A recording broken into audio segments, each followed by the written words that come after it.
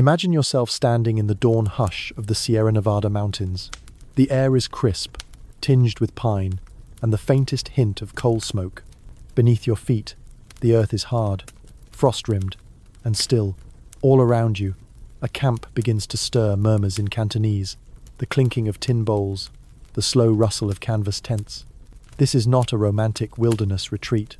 This is the world of the Chinese railroad laborer in the 1860s American West, a place where daily life was defined by back-breaking toil, biting cold, and the distant but ever-present hum of dynamite charges in the rocks. Tonight, we step gently into that world, not as thrill-seekers, nor as dramatists, but as quiet observers, moving slowly through the layered rhythms of a life few today can truly imagine. Let the distant clang of pickaxes and the muted roar of blasting powder fade into the background. You are here to listen, to drift through time, to settle into a story told not in shouts, but in the low murmur of history's overlooked corners. Close your eyes, breathe in, and come with me. We begin with the heartbeat of existence, the everyday. The day begins long before the sun crests the ridgeline. For a Chinese railroad laborer, time is not marked by clocks but by sounds. The scrape of rice against a cooking pot, the distant whistle of a foreman's horn, the rustle of dozens of men rising from canvas shelters into the pre-dawn stillness. Their camps, nestled along mountain passes and riverbeds, are temporary yet surprisingly organized. Each is a constellation of low tents, mess stations, supply wagons, and fire pits. Often arranged along the tracks, they are slowly laying inch by grueling inch. Inside a tent, the scent is a mixture of damp canvas, ash, and steam from a pot of congee simmering over an open flame. Bowls are chipped, and metal spoons cold to the touch. Breakfast is modest but filling. Rice gruel, perhaps with dried fish or pickled vegetables if supplies allow. Food is central not just as fuel, but as comfort in an otherwise unrelenting existence. After eating, men wrap coarse wool around their shoulders, adjust their brimmed hats or straw coolie caps, and shoulder their tools: picks, hammers, shovels. Some carry baskets slung over poles. Others hoist ropes for hauling, or lanterns for early tunneling work. Their work site might be just a few hundred yards away, or an uphill climb through deep snow. The seasons are indifferent.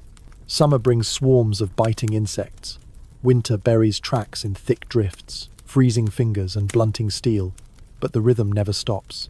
Stone must be cleared. Rail must be laid. Timbers must be shaped and driven into place. Their labor is often split by role.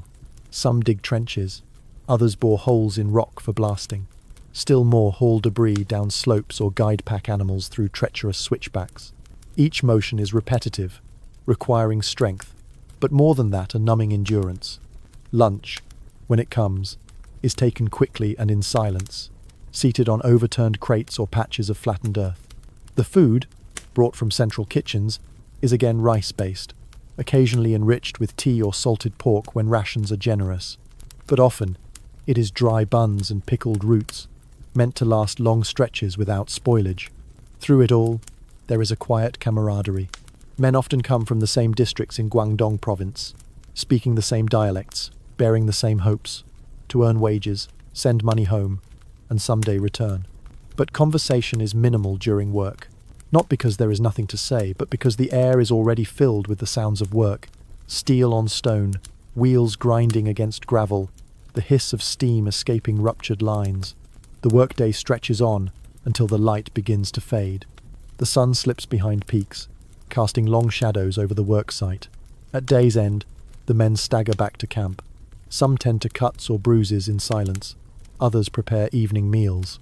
A few may gamble with coins or carved bones, huddled around a lantern's glow. Night brings cold and aching limbs, but also quiet. Men wrap themselves in thin blankets, sometimes layered with borrowed cloth. The tents are crowded 6 or more to a canvas, and sleep is broken often by snores, coughs, or the whimper of a homesick laborer dreaming of green fields half a world away. In this slowness, we glimpse a world stripped down to its essentials: food, work, rest, repeat. And so, with the night settling gently over the camp, we step quietly into the next layer of this story, the lives behind the labor, the names, the faces, and the journeys that brought these men so far from home. Long before the sound of hammer-on-rail echoed through the canyons of the American West, the story of each Chinese railroad laborer began in a very different world, in the lush, subtropical valleys of Guangdong province, along the winding tributaries of the Pearl River.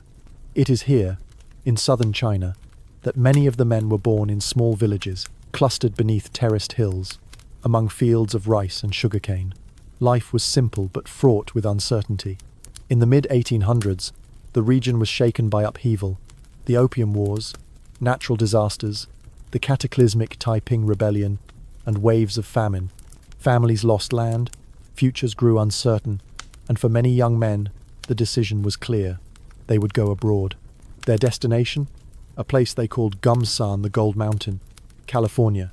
But gold was no longer spilling from rivers. The rush had passed. What remained was something far more enduring: the need for hands, strong and steady, to build a railroad that would connect the continent. Imagine one of these men, let's call him Liang. Not a hero, not a villain, but a name among many. Liang was perhaps 22, the son of a farmer, tall by his village's standards. He heard stories in the market stalls of ships that carried men to San Francisco. His cousin had gone the year before. Letters had come, folded and creased, with careful brushstrokes and warnings. The work is hard.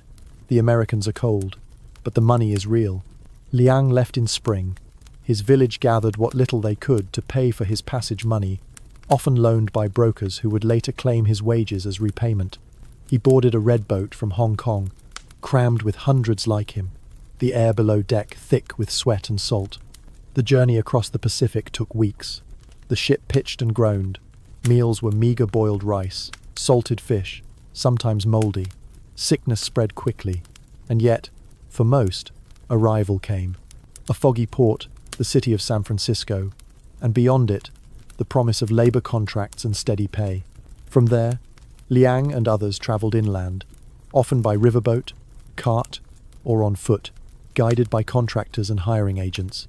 Eventually, they arrived at the rail camps of the Central Pacific Railroad Company, and the real work began. Liang was assigned to a team clearing rock along the Truckee River. The air was drier than he'd known, the mountains harsher.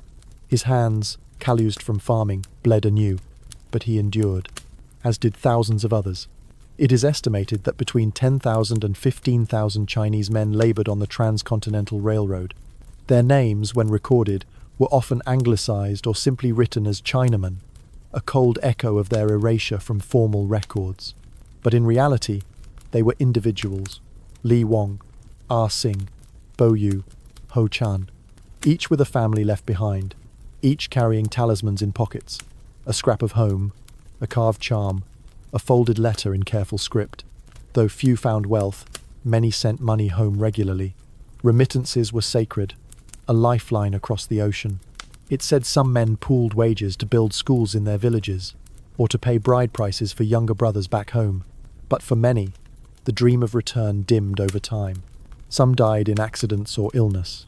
Others stayed, unable to afford passage or forbidden by exclusionary laws.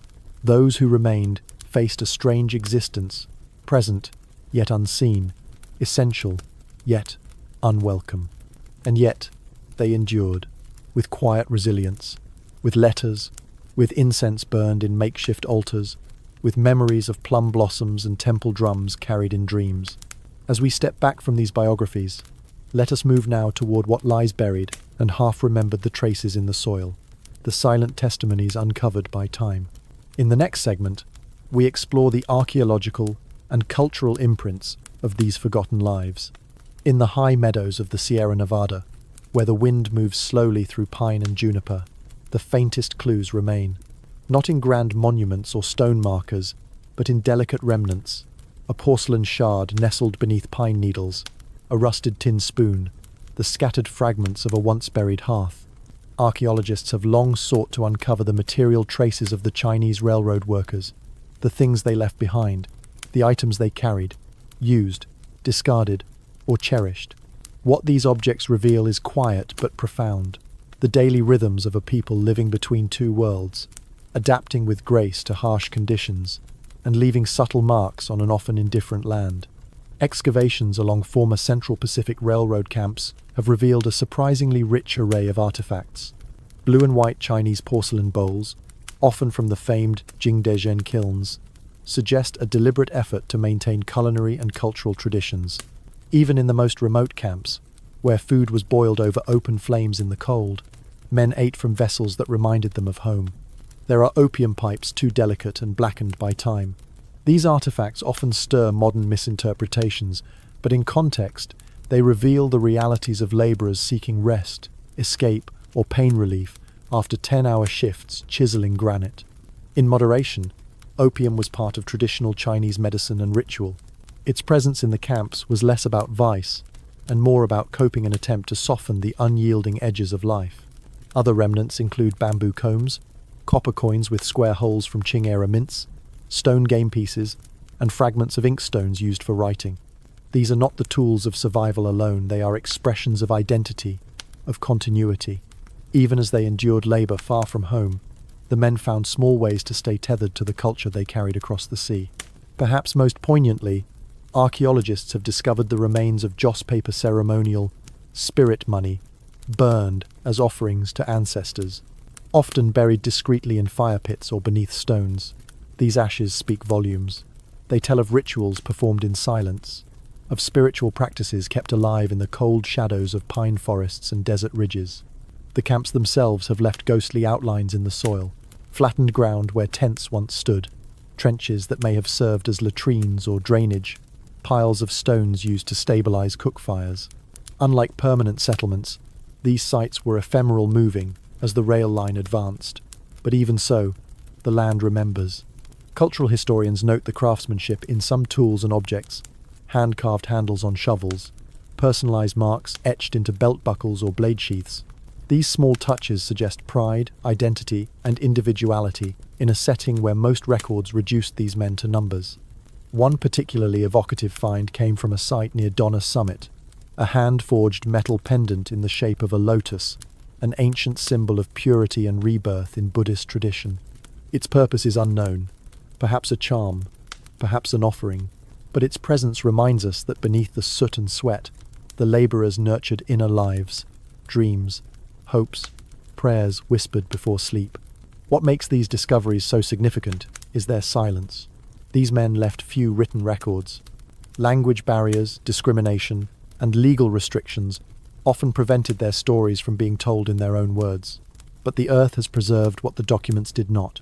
So now, with the artifacts gently catalogued and preserved, we turn to another side of life in the railroad age to contrast.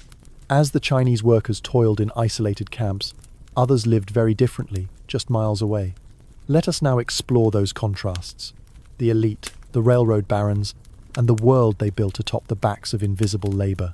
As Chinese laborers bent their backs against stone and wind, fashioning the steel sinews of a continent, another world hummed with comfort, wealth, and ambition.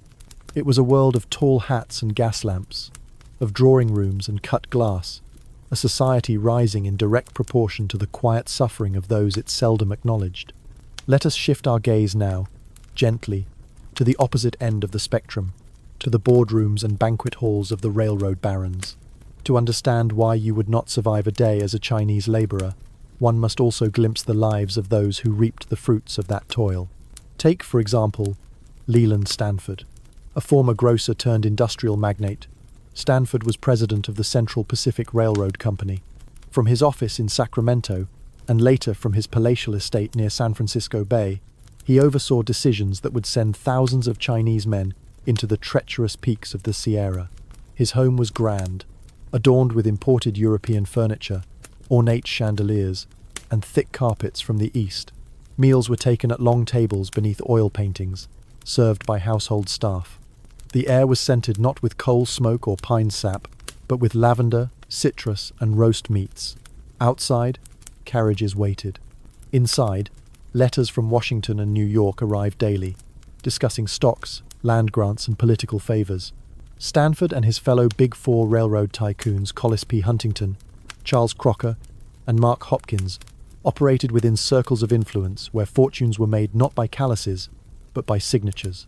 They lobbied Congress for subsidies, secured immense parcels of land, and received federal bonds for every mile of track completed. Each mile, laid down by the tired hands of men like Liang, earned them thousands in profit. And yet, these men often spoke publicly of progress, of civilizing the West, of manifest destiny. Rarely did they mention the laborers by name. When Chinese workers were discussed, it was as a labor force efficient, disciplined, silent, convenient, disposable. Meanwhile, a few miles from the nearest construction site, towns were springing up: Reno, Sacramento, Ogden. In these growing communities, middle-class families dined in modest comfort. Children attended school. Churches held weekly services. Newspapers printed stories of daring and expansion, but rarely of the crushed fingers or collapsed tunnels that accompanied the work. The contrast is not simply material, but existential. While the barons wrote checks, the laborers built geography itself. While investors measured returns, Chinese men risked life and limb carving through mountain stone. It was the difference between having the power to pause for breath and being unable to afford it. Even in moments of pause, disparity persisted. If a Chinese laborer was injured, his treatment, if any, came from other workers or makeshift remedies. Local hospitals refused them. If he died, as thousands did, his body might be buried in a shallow grave near the tracks, or, if possible, returned home via expensive services paid for by pooled group funds. The barons, on the other hand, were entombed in marble, their names etched in gilt. Leland Stanford would go on to found a university in his son's memory. Crocker's family name would adorn galleries and city landmarks. And so, the rail line itself becomes a metaphor, stretching across the land, linking east and west, and yet at every junction, dividing wealth from labor, privilege from survival. Now, with this contrast drawn, let us quiet the noise of opulence.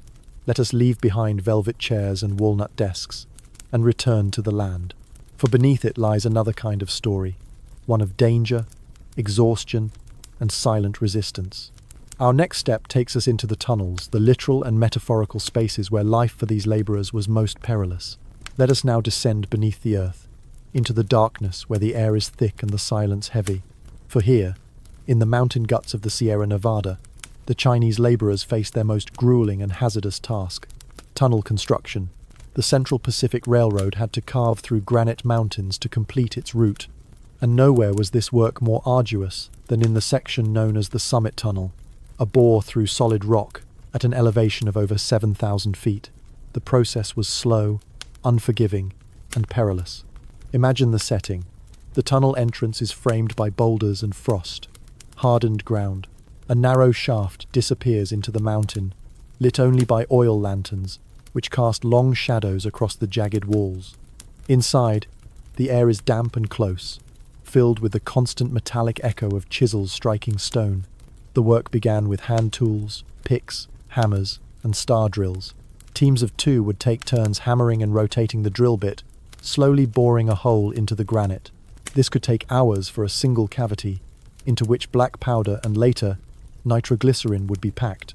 When the charge was ready, a signal was given.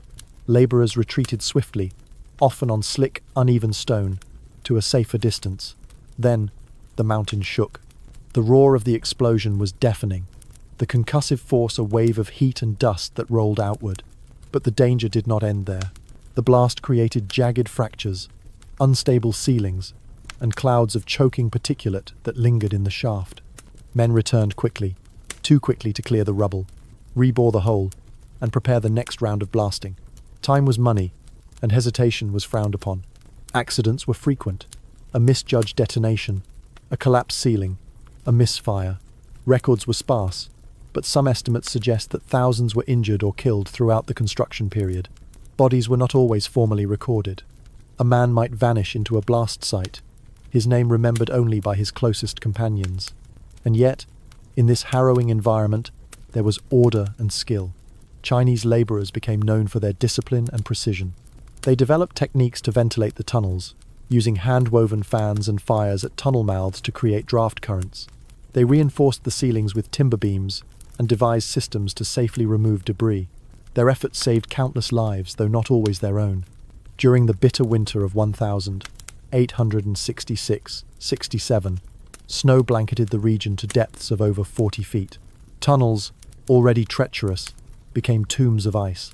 Workers lived in snow caves or beneath makeshift wooden shelters, tunneling not just rock, but through snowdrifts. to reach the work sites. Avalanches were frequent, and on several occasions, entire work parties disappeared under cascading white. Despite the deadly labor, pay remained lower than that of white workers. Promised at first to be equal, Chinese wages were quickly reduced.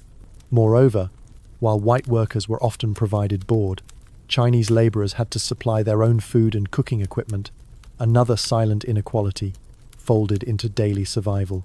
And still, the work continued, not with complaint or protest, but with resignation, ritual, and camaraderie. Before a dangerous blast, it said that some workers would leave small offerings, a joss stick, a bow toward the east, a whispered invocation.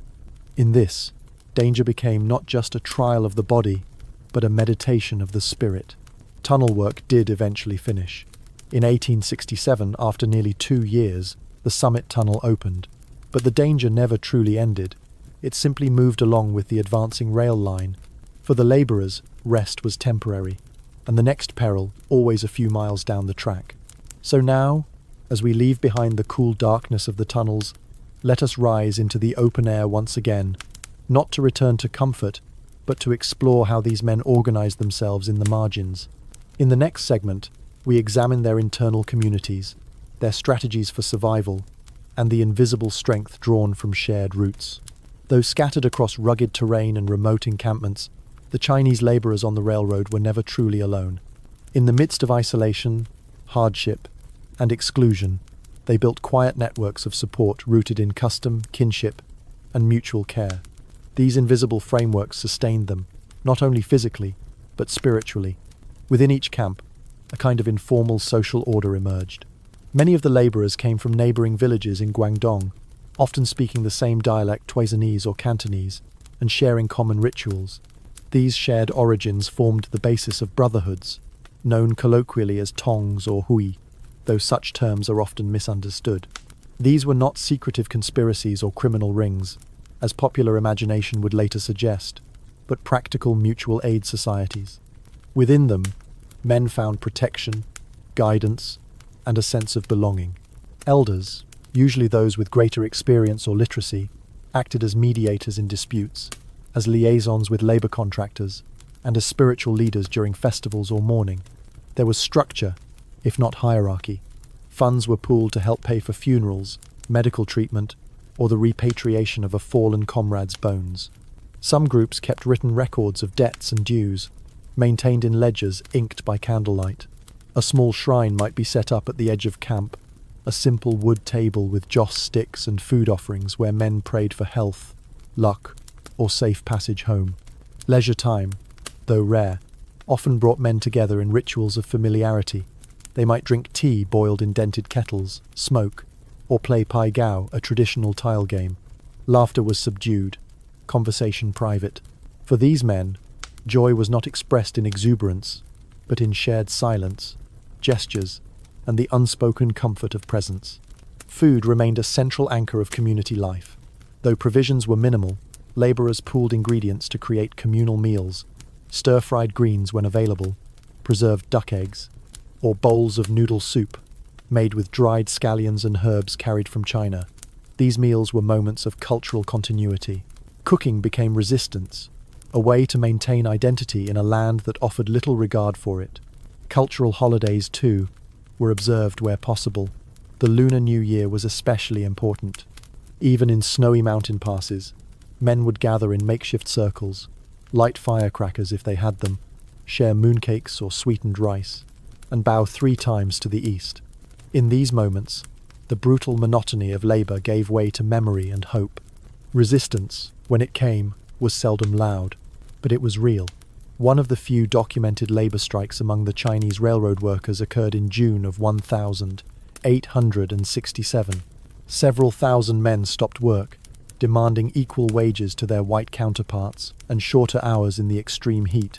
It was a peaceful protest, dignified, organized, and remarkably disciplined. The company responded by cutting off their food supplies, effectively starving the men into submission. After about a week, the strike ended without the workers' demands being met. And yet, the moment is powerful. It revealed unity, courage, and a quiet refusal to accept endless exploitation. There were other forms of subtle defiance. Workers might slow their pace in dangerous conditions. They might preserve sacred customs despite pressure to assimilate. They might teach younger men to read, or quietly plan their return home, even as society around them dismissed their humanity. Community gave them strength. In exile, they recreated fragments of home not in buildings or monuments, but in the spaces between things, the passing of a teacup, the repair of a torn jacket, the folding of hands in silent prayer. Let us linger for a moment in that space, in the hush of a campfire's glow, in the gentle cadence of a lullaby sung softly in a dialect few around them understood. Then, let us prepare to explore the shadow they lived beneath the social walls erected to keep them forever on the outside. In the next segment, we step into the realm of exclusion, hostility, and erasure. Even as they carved the very veins of progress into the American continent, Chinese laborers lived in the shadows of a society that did not want them. Their contributions were vital. Their presence, however, was resented, tolerated in necessity, then swiftly discarded. When they ventured beyond the camps, these men entered a world not of welcome, but of suspicion. In nearby towns, Truckee, Auburn, Sacramento, they were often barred from lodging houses, denied entry to saloons, or subjected to inflated prices in stores. White residents viewed them as permanent outsiders, no matter how long they remained or how much they gave. This exclusion wasn't just social, it became codified in law. As early as the 1850s, California's state legislature had enacted measures to tax foreign miners, disproportionately targeting the Chinese. Over time, these laws grew bolder and more explicitly xenophobic. In 1879, California's new constitution included articles that authorized cities to expel Chinese residents and prohibited corporations from employing them. The culmination came in 1882, less than 15 years after the completion of the Transcontinental Railroad. That year, the U.S. Congress passed the Chinese Exclusion Act, the first federal law to prohibit immigration based on nationality. It suspended immigration of Chinese laborers for 10 years and denied citizenship to those already in the country. The act was a devastating blow. Many of the workers who remained, who had labored for years and helped reshape the continent, were now stranded. They could not bring family over. They could not naturalize. They could not claim protection under the laws they had helped uphold with sweat and silence. Some returned home, but many lacked the funds, or feared the long journey back to a country they had not seen in decades. Instead, they formed Chinatowns, urban enclaves, where Chinese customs, language, and community could survive amid growing hostility. In these spaces, exclusion was both endured and resisted. Families formed, temples rose, businesses opened. Laundry shops, herbal medicine stalls, and tea houses offered livelihoods, though often at the edges of acceptance.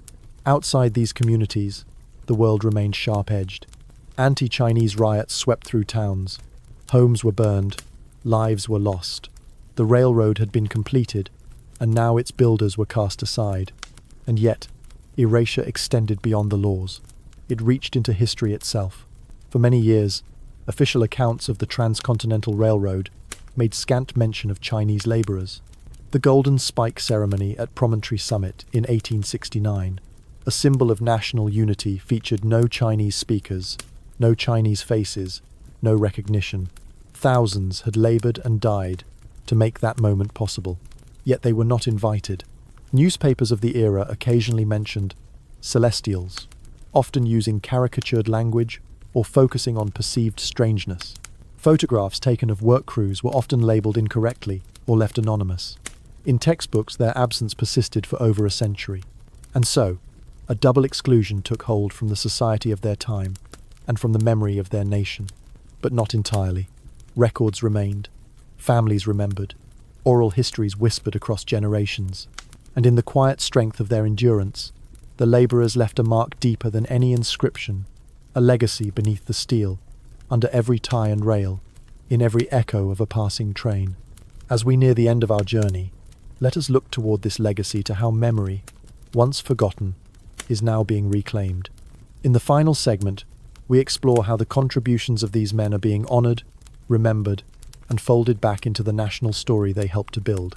For many decades, the story of the Chinese railroad laborers lay dormant, not erased entirely, but muffled, like voices behind a thick pane of glass. history moved on, recounting the feats of visionaries and tycoons, the spanning of coasts and the golden spike, while those who laid the foundation with their hands were largely forgotten. But silence, however long sustained, does not last forever. In recent years, a slow, measured reweaving of the historical fabric has begun. Scholars, descendants, and community leaders have worked to restore the visibility of the Chinese laborers, not with fanfare, but with care, with patience, and with respect. Memorials have quietly emerged along the old rail lines. Near Donna Summit, a stone plaque rests at the mouth of the summit tunnel, acknowledging the Chinese who toiled through 2 winters to bore that path. The inscription is simple. The names are absent, but the sentiment is clear. This was not forgotten work. Further east, at Promontory Summit, Utah, the site of the Golden Spike ceremony, recent commemorations have finally included Chinese-American voices. In 2019, on the 150th anniversary of the railroad's completion, descendants gathered. They spoke the names of their forebears aloud. In Mandarin and Cantonese, a bell tolled. Incense burned gently in the morning air. The silence of the past was momentarily broken by recognition. Academic institutions, too, have contributed to the growing body of knowledge. Projects like the Chinese Railroad Workers in North America project at Stanford University have painstakingly gathered photographs, contracts, letters, and oral histories. Through these efforts, Liang and thousands like him emerge from the mists of anonymity. In literature, novels and poems now give voice to the imagined inner lives of these men. In classrooms, their stories are taught not as an aside, but as central chapters in the making of a nation. Textbooks that once ignored them now carry their images, weathered faces, bent backs, pickaxes at rest beside lanterns in the dusk. There are still gaps. Many names remain unknown. Burial sites lie unmarked. Documents were lost, or never written. But in the turning of each page, in the visiting of each site, something essential is returned not only to them, but to us. For when we remember the laborers, we remember what it means to build something greater than oneself, to endure without reward, to persist without praise, to live with dignity amid difficulty. Their legacy lives on not just in museums or ceremonies, but in the rumble of every train that crosses the Sierras, in the quiet reverence of a descendant lighting incense, in the steady translation of memory into language. And so, as our journey through this long, winding history nears its close, let us now step softly into the stillness that follows a place where we may rest and reflect, soothed by the thought that even the most invisible lives leave lasting impressions. Now, as the last lantern flickers low and the rhythm of distant footsteps fades, we come to rest. The air is quiet. You are standing again at the edge of that vast landscape, the one carved by countless unnamed hands. The rails stretch into the horizon, silent and silver beneath a soft moon. The earth beneath them remembers everything: the sweat of labor, the murmur of shared meals, the trembling breath of a man inside a frozen tunnel, wondering if tomorrow will come. It's humbling, isn't it, to know that the world you live in, the ease of crossing a continent in hours, the bridges and highways, the stations and steel was once imagined, and then realized through such relentless human effort, not by giants or legends, but by men like Liang, by thousands of others who spoke softly, worked patiently, and dreamed quietly. You wouldn't survive a day in their shoes, not because you lack strength, but because theirs was a life shaped by endurance, community, and quiet sacrifice, a kind of strength that cannot be summoned in a single day, or even a single lifetime. And yet, their story is not meant to make us feel small. It is a reminder of what lies beneath our feet, of the invisible scaffolding that supports the present. To remember them is to walk with deeper awareness, to breathe with gratitude, to look out the train window and understand the price once paid for each passing mile. So now, return to your breath. Let your thoughts drift as the past settles gently behind your eyes. The fires in the camps are dim. The tools are laid to rest. The whisper of a rail car far in the distance might be the last sound you hear before sleep takes you. Tonight, history has kept you company. Tomorrow, it will still be here waiting, steady and soft, like the pulse of a story half remembered, but never truly gone. Sleep well,